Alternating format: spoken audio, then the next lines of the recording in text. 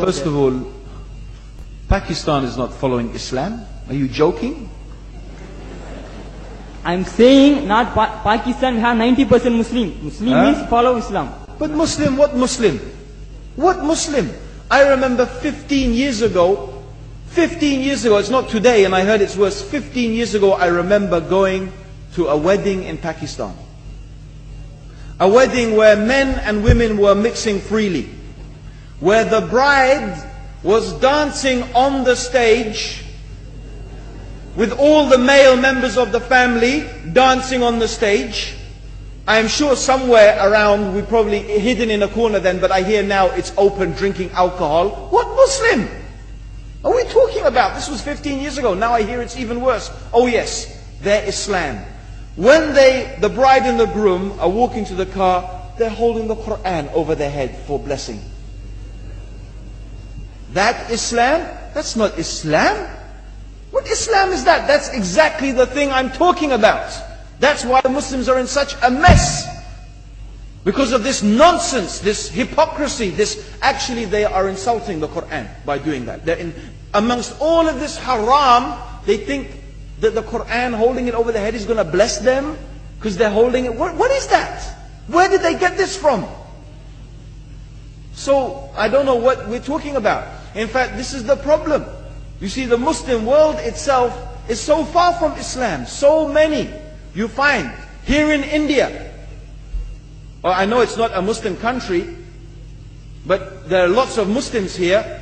But I don't know what sort of Muslim. Most of them go to the dargah and they call upon some dead person in the grave, and they think that by talking to a dead person, they're going to have their needs fulfilled.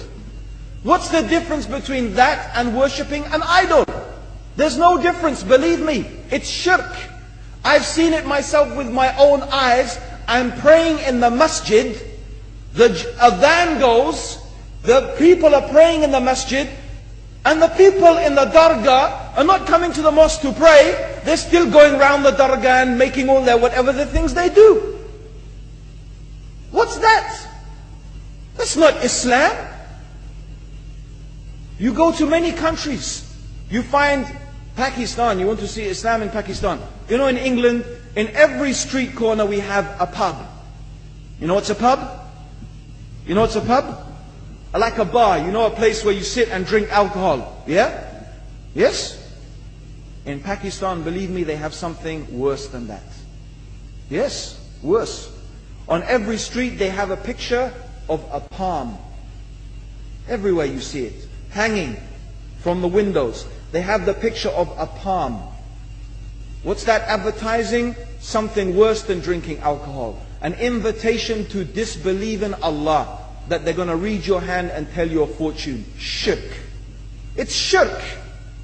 Whoever believes, the Prophet said, sallallahu alayhi wasallam, whoever visits a fortune teller out of curiosity, Allah will not accept their prayers for 40 days. Whoever believes in the fortune teller has disbelieved in Allah and His Messenger. That includes, by the way, horoscopes. Yet you see in Pakistan, a picture everywhere of a hand. Worse than a pub. Worse than a pub. It is better to drink alcohol than make shirk with Allah. Yes. So this is the Muslim countries. You will not find one except they are not doing magic and shirk and kufr, or except maybe one or two you will find.